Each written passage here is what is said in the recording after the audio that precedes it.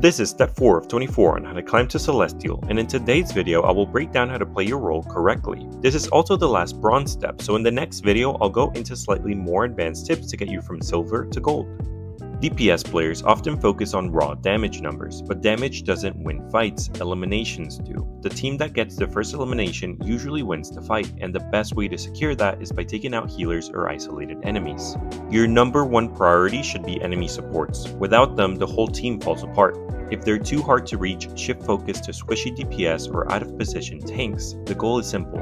Whoever is easiest to take out and hurts the enemy team the most should be your target. You've probably heard people say that tanks control space, but what does that actually mean? The easiest way to understand it is by looking at how the enemy reacts to you versus other roles. When a tank moves forward, enemies tend to back up and group together, but when a DPS or healer does the same, the enemy pushes up on them instead.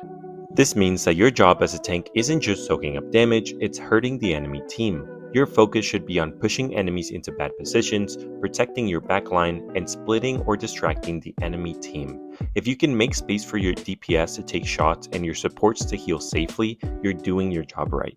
At this rank, one of the biggest mistakes strategists make is getting carried away with dealing damage. Yes, supports like Loki and Cloak have some strong offensive potential, but your number one job is keeping your team alive.